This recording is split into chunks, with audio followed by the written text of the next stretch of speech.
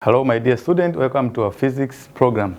It's me, Mr. Samuel John. So today we have a very interesting topic called electronics, and we shall discuss on the subtopic known as amplification and the power gain of a transistor circuit. But before we start, we're going to see what are the applications of electronics in our normal life. First, in our lives, we normally use phones, cameras, radios, TVs, and those devices, they make use of the electronics in the operations. Not only that, but we have some areas where this electronics can be applied. For example, in the security system and in the alarm system. We know that when you are dealing with this kind of electronics, there are some areas where we need to make sure that our homes and our families are protected. So we have other systems which can be used to protect when the darkness falls, the light will be switched on. That's application of electronics. But we have this kind of display we see in the supermarkets. You see the words are displayed, welcome. This is the art of the electronics. This is where the electronics play part in our life. Now, to start with this part of electronics, today we're going to discuss about the transistor. But before we discuss about the amplification and the power gain, we're going to see what do we mean by a word transistor and what are the types of this bipolar transistor, which are given the names BJT. These are bipolar junction transistor. What are the types? And how are these transistors operating? The mode of action of a transistor. Now, what are the configuration of the transistors? And lastly, we shall be able to find the current, voltage, and power gain of a transistor, which is the main subtopic of today. Now, let's start from the transistor itself. So the topic is the electronics subtopic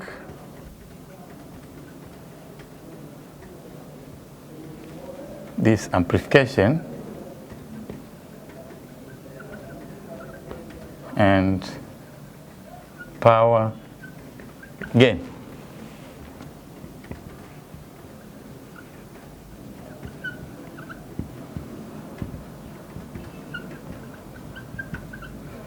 When you see the word transistor here, it seems to be divided into two words. Means this is the process of transferring. What are you transferring in electronics? We normally transfer signal from one region to another region. Now, this is the meaning of a trans. But Easter, we remember this is the property of devices which have a tendency of opposing the flow of current. So it's behaving as a resistor. So in other words, you can see a transistor, it's a device that transfers signal from one region, maybe of high resistance or low resistance, which I see. So it must be involving the resistance from one part, and that signal will be taken to other regions where resistance will be changing. We shall see now what do we mean by that. So by this trans and East, you can see now a transistor is defined as a devices that normally transfer electric signal from one region to another region of changing resistance, or from region of low resistance to region of high resistance. That's the meaning. But all we did in the class, we know that the transistor is normally used for amplification. Amplification means the process of increasing the strength of the signal. Means increasing the strength of signal. This process is what we call amplification. Now, the device that you normally use to make use of this is given the name amplifier. Amplifier. So that's the main task of the transistor. Normally, when you see this kind of transistor, when you visit some areas like in music system, when people are making music, or in the church, we have the device which is normally used as a mixer.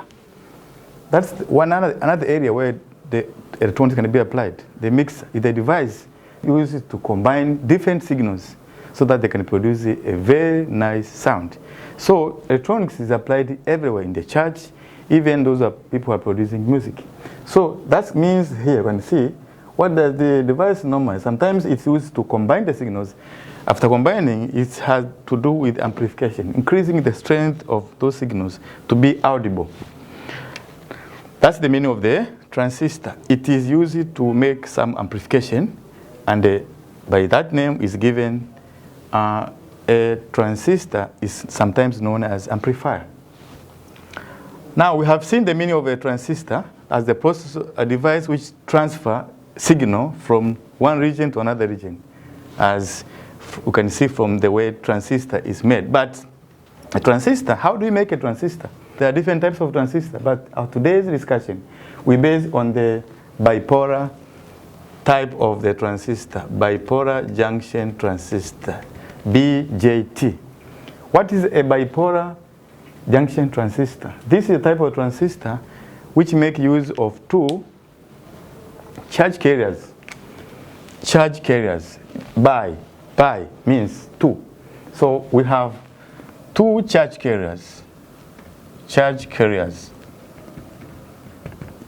which are holes and free electrons. If you remember, in this part of semiconductor, we discussed how the movement of the holes and the free electrons within the semiconductor. Now, this is the type of a semiconductor which has two charge carriers. We have the positive and negative, given the holes and the free electron. Thus, we call this as bipolar transistor. It's a transistor which can be having two charge carriers within the material. But how do we make the bipolar transistor? This is made by, if you remember in your PN junction, if we dope, if a PN junction is doped with a PON, so this kind of doping, lightly doped, so you can have, if you bring a N doped with this one, so you have NPN. If you dope with the P on the other side, you can have PNP. So these are two types of the bipolar transistor, depending how you dope the type of materials with the PN junctions. So this is the PNP, and this NPN. And you can see the two types of the bipolar junctions, or bipolar transistor. Here, the majority are electrons, free electrons. Here, the majority are holes. When talk of majority means if you take here from this P arrangement of NPN, you can see we have two N. And here we have only two P. So the charge carriers, most of the charge carriers which are present here are free electrons.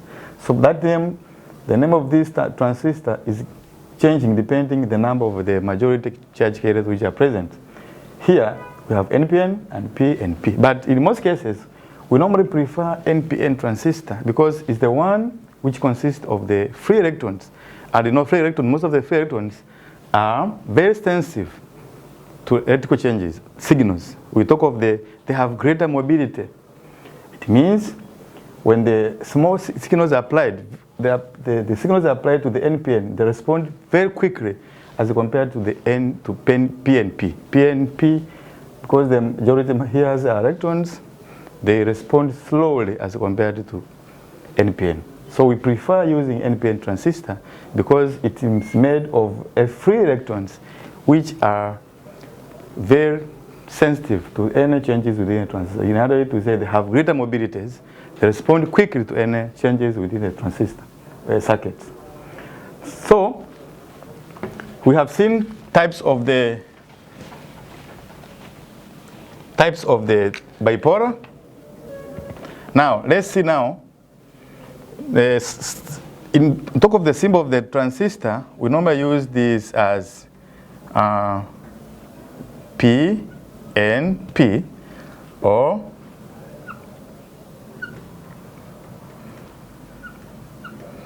NPN.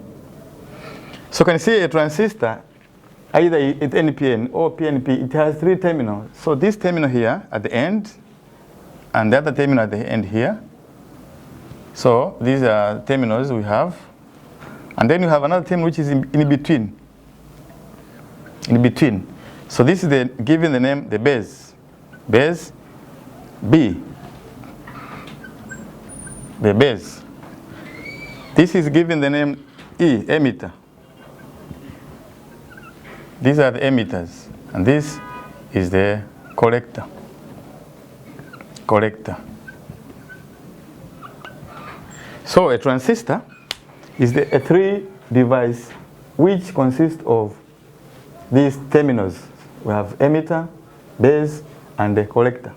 And you can see from this arrangement that we did in the class, the way the transistors are made, the base of a transistor must be very thin compared to the other side of the transistor. Now, we know that that's where the charges are emitted from this side, emitter, and this is the area where charges are collected. It may be electrons or holes. Here we talk of the holes are emitted from here, and this is the area where they are attracted. This is where the electrons are emitted, attracted here. But in between, we have the junction, we have the terminal, which is used to control the amount of the charges reaching the collector. It's here. It's supposed to be very thin, because when you made this to be very wide, it means most of the charge carriers which are emitted will be combining inside, because here we have holes and here we have electrons. Most of the holes will be combining here. As a result, few holes will be reaching the collector. As a result, small current will be flowing. So the aim here is to make sure that we have small changes in one side to produce high changes in the other side. The same applied here. If you have, this is the electrons. If most of the electrons emitted here will be combined here, it means the current which will be produced here is very small. We know that when the charges flow, we have the current. So the current here is the rate of the flow of charge. It means we have N, E, T. If the number is fixed, number of charge times the electronic charge, you have this is the total charge times over time, it gives us the current. So it means if you have few charges reaching the collector, it means even the current produced will be very small. This is the reason why the base of the transistor should be very thin and lightly doped.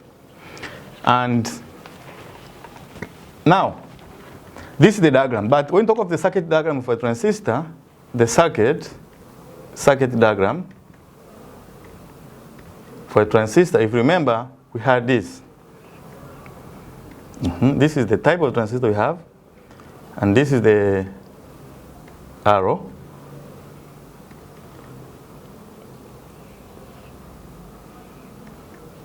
Remember, we did this in your class. So we had, this is now for, if you go back to our discussion, you can see that the middle terminal here is given as the base. This is the base, B, here, that's our base, B. And then, the other terminal. Now, we have 2 terminals here. Either, it can be the collector or the emitter. So the emitter, if you remember, the emitter is the one which must be showing the direction of the current, how the current flow. So if this is the emitter, and let's talk about that, maybe this is NPN, and this is our PNP. And you can see the way you remember in your studies, you make this life easy. You know that you can see the N is outside. So the E emitter, this is our emitter, and this is our emitter, and this is our collector. So the arrow should be pointing to where the N is. So here you can see it is the N is outside, NPN. So the arrow should be pointing outside. Here, the N is in between. So that arrow should be pointing in to show that That's how the current will be flowing. So in any circuit, when we talk of a transistor, it must have the circuit diagram, which shows now base, collector, and we should know how the current flows for that transistor. If this arrow is missing, this is not a transistor. This is something else. So a transistor must have the arrow, which indicates how the current flows through that transistor. So that is the how you did in your class. How do we identify the the two types of a transistor, NPN and PNP, by observing how the current flows through a circuit diagram. Okay, those are two types of a transistor we have, NPN, PNP. And I said before, we prefer using NPN because this is a transistor which most of the charge carriers are electrons, and mean majority charge carriers are electrons, and these electrons they have greater mobility, hence they respond quickly to any changes in the circuits. So we have seen types. Let's see now, how does the transistor work? Either NPN or PNP transistor work. How is a transistor work? The operation of a transistor. Let's choose N. We choose PNP. Let's choose PNP. I'm using the diagram here. This is the diagram, and we said here the base should be very thin. Now this is our 3 terminal we have. Now the principle of a transistor is that, if you remember, we said a transistor, it must have the one side where the signals are produced. It means we have the input circuit where the signal is supposed to be produced. And we have the other circuit which is responsible for amplification of those signals. So we have the input circuit and you have the output circuit. And for example here, we can see that this circuit, it consists of 2 circuits. You can make 2. So this terminal is common. This is what we call, this was the emitter, if you remember. This is our collector. This is our base. Now if you connect the voltage here across this, that will form the input circuit somewhere, and this will be our output circuit here. Now this is our base emitter circuit. This is a base collector circuit. So for a transistor to work, step number 1, the base emitter should be forward biased, and this should be reverse biased. Remember, the word of forward bias means this is P. The P, which is the P semiconductor, must be connected to the positive terminal of the power supply. Here we have the source of the power supply. This is given as VBE, maybe, at voltage. And then we have this voltage here, which must be connected to this one. So that's how you can see this is positive, this is negative. So the positive terminal of the power supply is connected to the P. P means positive, and the other terminal to the negative. So on the other side, reverse, the positive terminal of the power supply should be connected to the negative, and the negative to the positive. Here, if this is P, we must have the negative terminal here, so that we can have this. This is a negative, this is a positive, and we shall see the reason why we're making this. So the voltage here, this voltage should be greater than that. We shall see the reason why are you making this voltage across the base collector to be greater than the base emitter. Now, by this arrangement, you can see, since we have these inside here, we have holes. The symbol for holes we normally use, that is holes, and we have very few electrons here. And then we have, most of these are holes. So when you connect to the power supply, this positive here, because we know it's positive and this is P, we have a repulsive.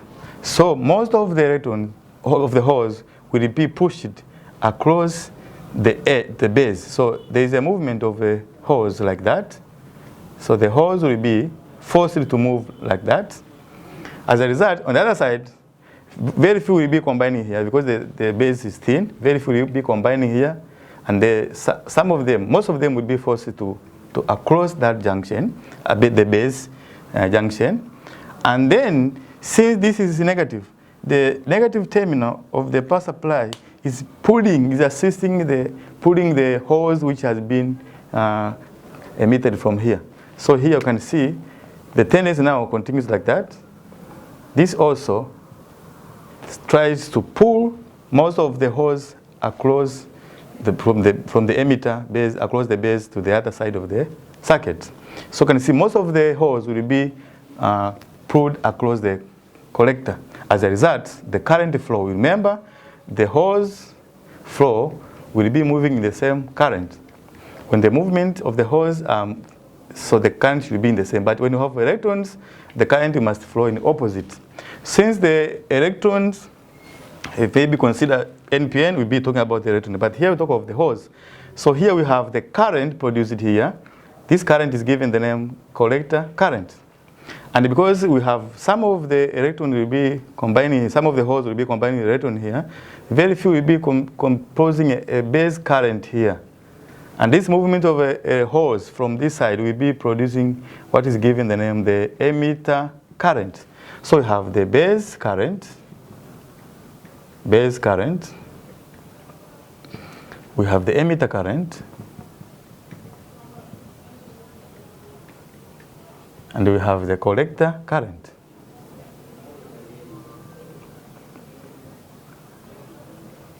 We did this. Now let's see how the current flows.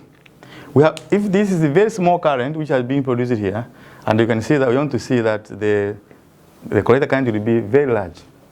And we shall see how do we define the current gain of this kind of a transistor. Now, from Kirchhoff's law, you can see that if you consider this point as our junction, this current is coming here, and this current is coming here. These are the two coming which are going to the junctions. According to the Kirchhoff's law, according to the Kirchhoff current law, say that sum of the current entering equals the sum of the current leaving, or algebraic sum of the current at the junction equal to 0. So you can see how many currents are going to the junction here, are going to the junctions. We have I base current plus collector current.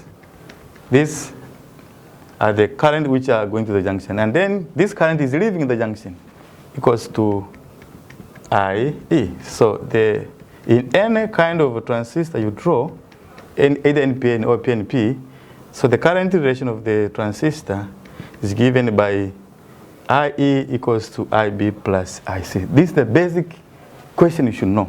When you're finding some of the parameters, that's the equation that we may be using to find the either base current, collector, emitter current, depending the nature of the question. So when you talk of the operation of a transistor, the current flows, since this is forward biased and this is reverse biased, the movement of the holes and the electrons will be moving around the circuit. This circuit can have the current as shown here. So the movement of electrons and holes, these are the ones which determine the flow of the current within the circuit. So that's how the transistor works, either NPN or PNP. The principle is the same. If you have NPN, they're supposed to consider the principle number one, that the base emitter should be forward biased and the collector should be reverse biased. Okay, that's how the transistor works. Now let's see what are the types of connection of a transistor. How do you connect a transistor? A transistor can be connected in three ways, configurations. So you have three types of connecting a transistor. We are given the name, these are given the name configuration.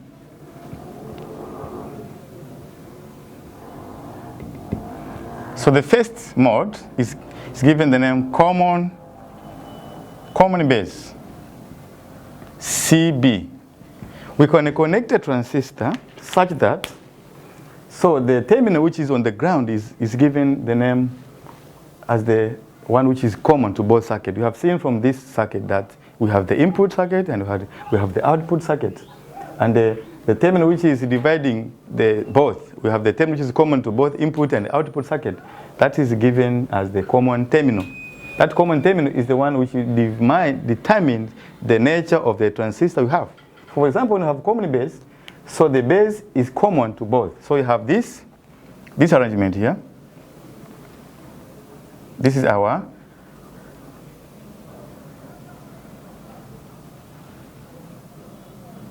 base here. This is our emitter. This is our collector. Remember, we said the arrow, the terminal which must be arrowed is the emitter. And this is the NPN transistor. So you can see here, since the base terminal is on the ground, so this kind of connection of a transistor is given the name the NPN. Or you can use the other terminal here. This is a PNP transistor, PNP,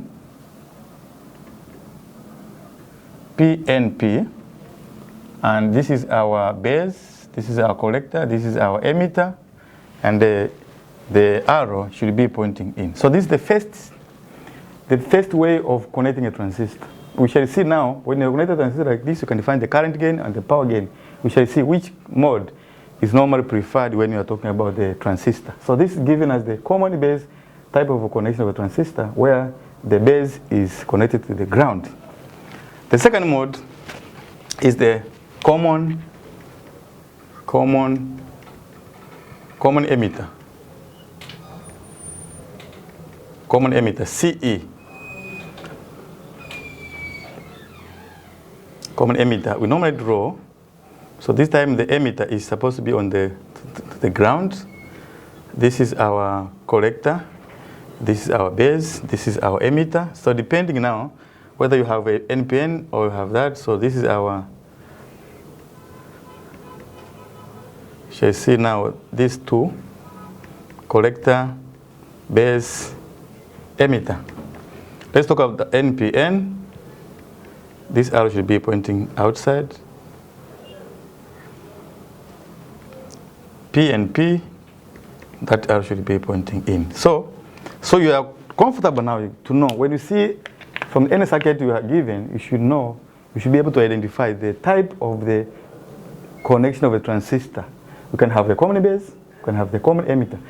The terminal here, which is on the ground, is the emitter. And this type now you can see is the NPN transistor, and this is the PNP transistor, if you remember. Now this is the second type of a transistor which can be connected in this way. And you can see we have different ways, but we normally have this kind of connection. From there you can choose one which produces the high current and the voltage power gain. So the third one is the common collector.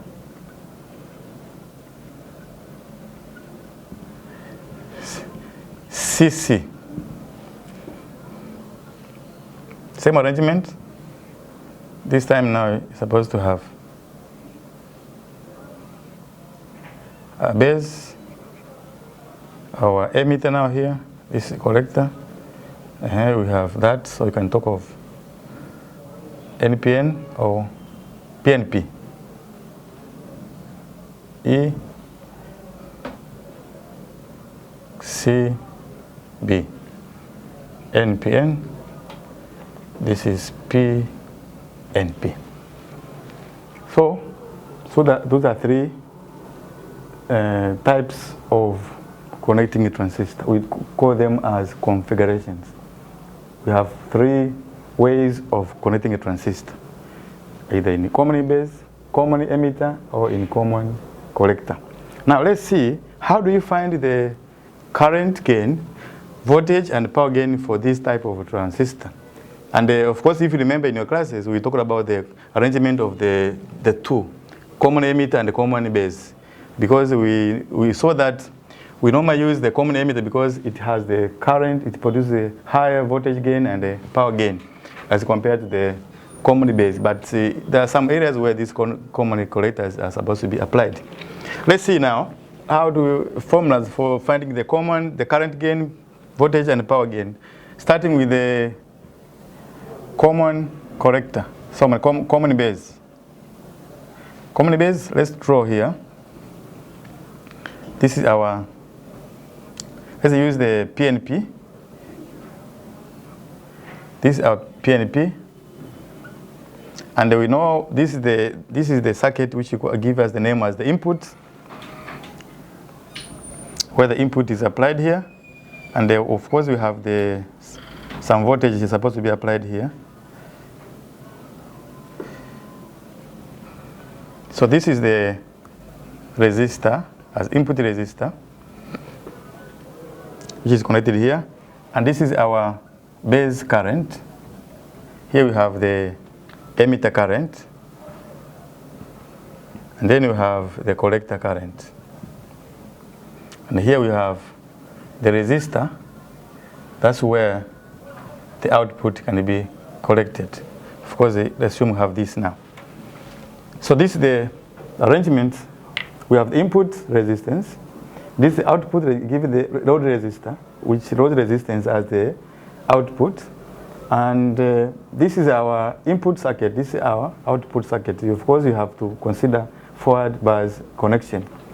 And from here, you can see on top of current gain for this kind of arrangement. So the current gain is given alpha equals to the output current, which is now IC of our input, which is IE.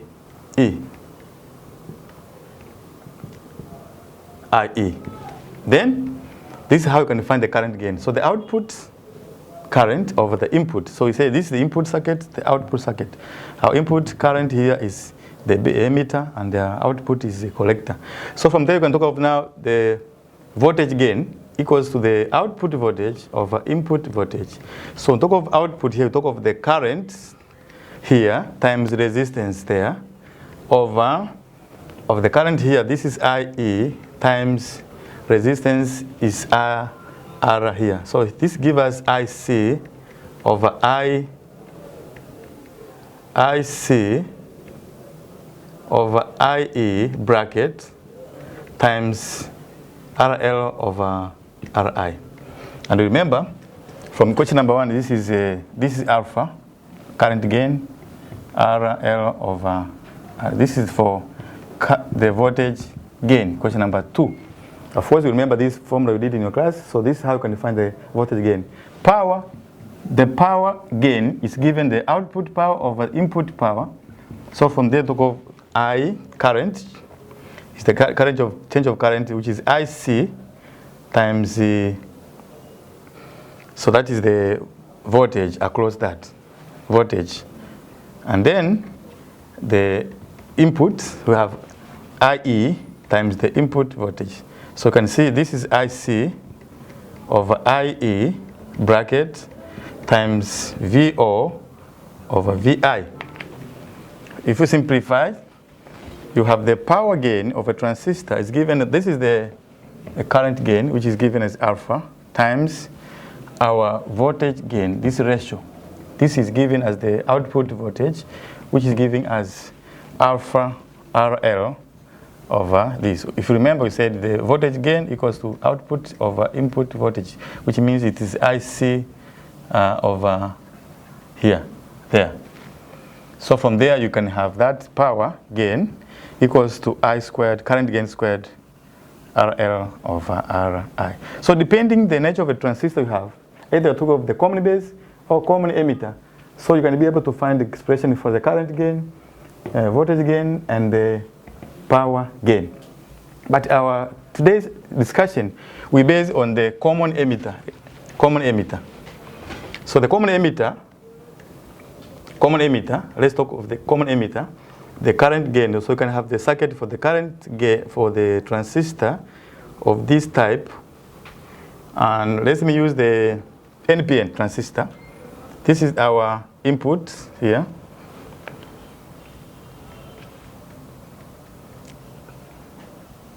This is our input resistance here. This is our input voltage applied here. And then of course, under normal application of the bias voltage here, we can have, this is our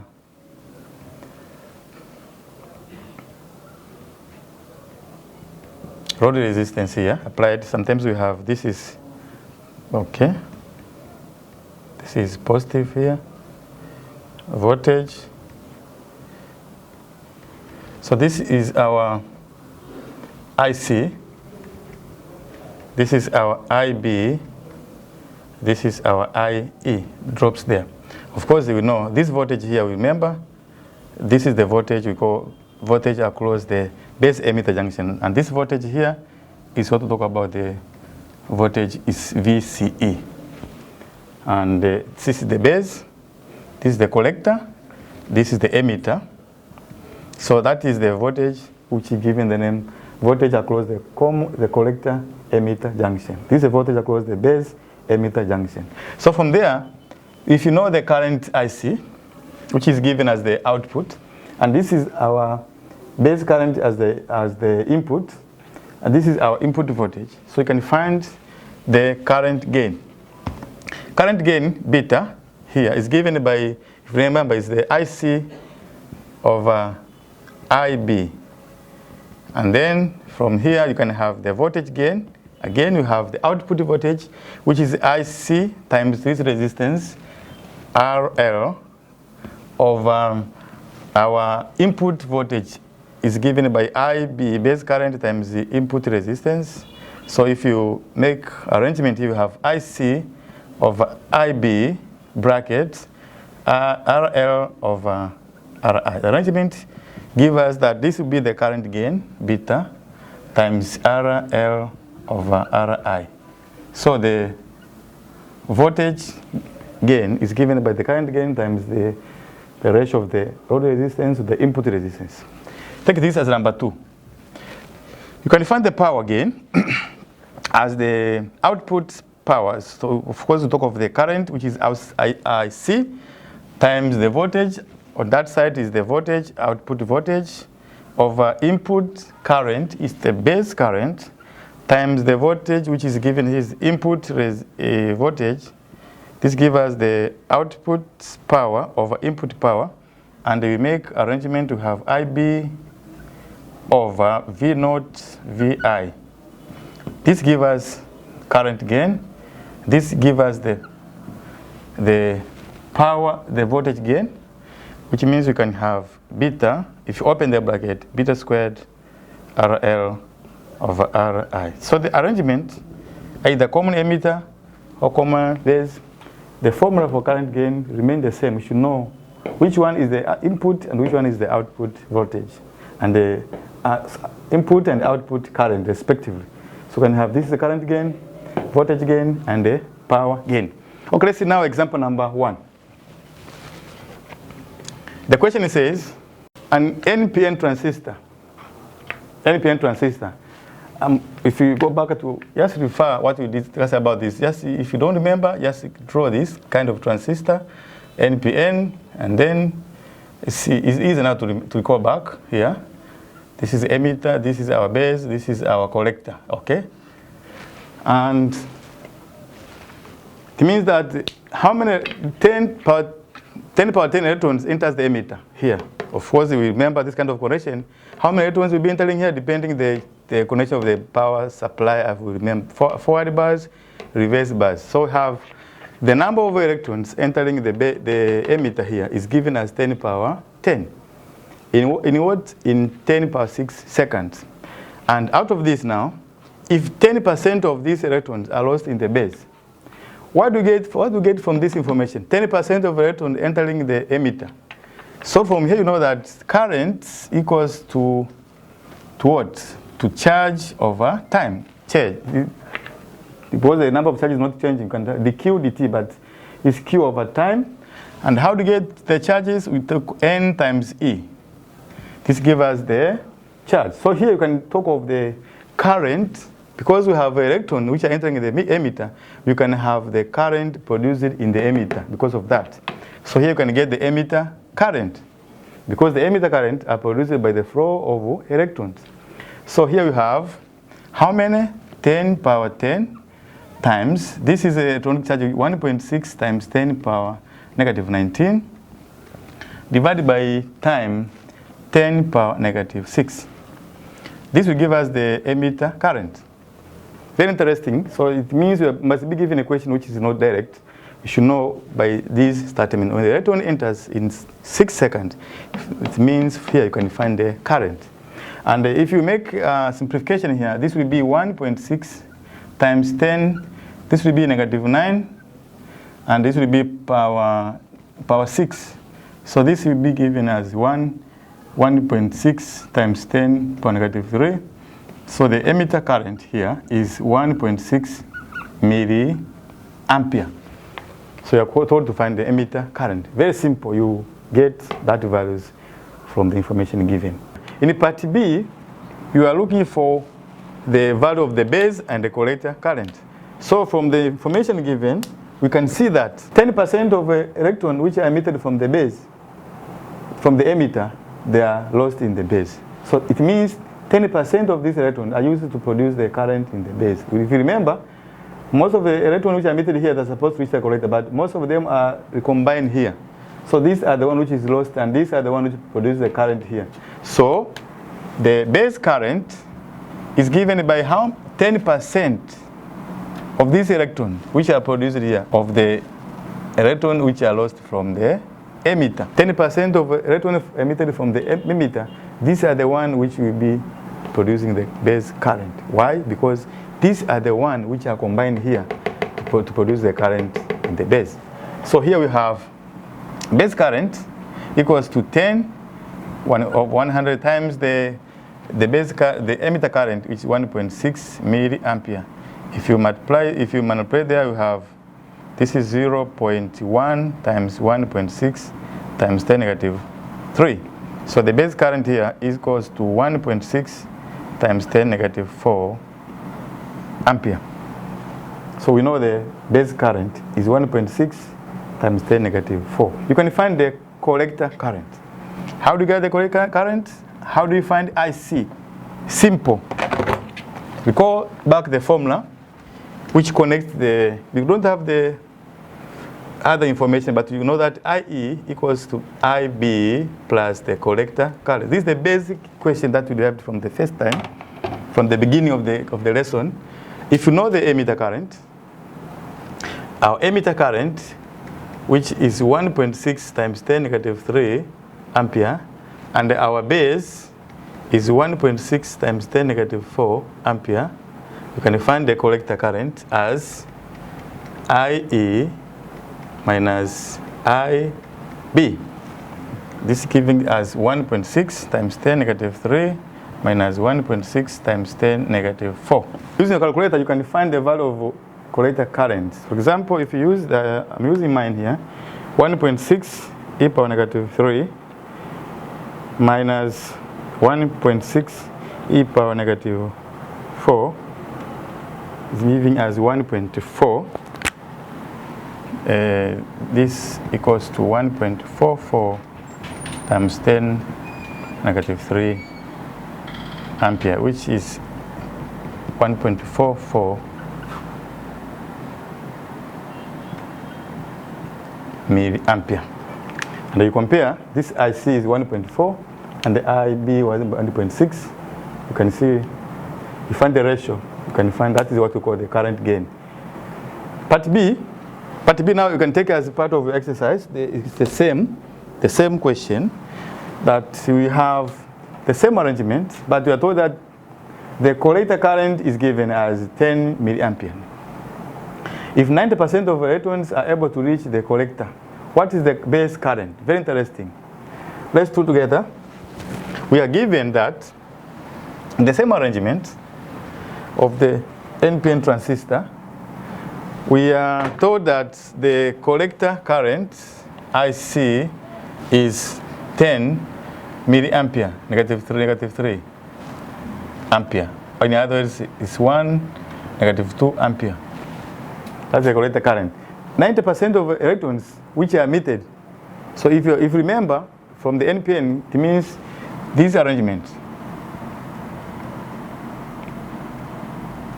This emitter, collector, base. 90% of electrons which are emitted from this emitter are able to reach the collector. So it means that the collector current, it is contributed by 90% of the electron emitted from the emitter. That's the information we have. So from there, we are looking for the base current. So we know that IC equals to 90 over 100 IE. Question number 1. Even here you can make arrangements. You can find what is IE. IE equals to 100 over 90 IC.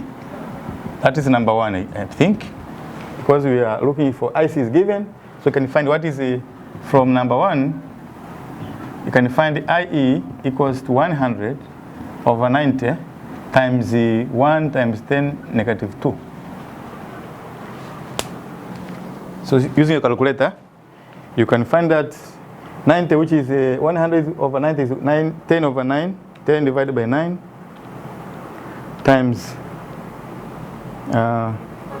10 is giving us 11. This is giving us 11 milliampere. Of course, you base this is as 10 milliampere. So it's 11 milliampere. That's IE. But the question is asking to find the base current. So from the equation that we know, IE equals to I base current plus the collector current. You can find from that equation, since we know now we know the emitter, you can find the base. So the base current equals to IE minus IC. What is IE is 11 milliampere. 11 milliampere. What is our base collector current is 10 milliampere. So you find that this is our base current, which is 1 milliampere. So the base current equals to 1 milliampere. These were very easy examples or the question, but you should know how to start in terms of the number of electrons emitted from there. Okay, now this is the question number 1. Let's see example number 2. Very quick, number 2. Number 2 says a transistor was operated in a common emitter configuration. Okay, so a common emitter, you draw the circuit. Number 2, very important, you draw the circuit here. This circuit here is in the common emitter, and it is operated in the common emitter. You can use maybe NPN transistor, such that we know we have the input resistance, which is given here, and the input voltage is given here, and you have the collector resistance here, RL, and you have the voltage across this, supply voltage across that. This is the collector, this is the base, this is the emitter. This current here is IB, this is IC. You should have a rough diagram which shows now the information. So we have given that the VCE, so the VCE here, VCE equals to 0.6 volts.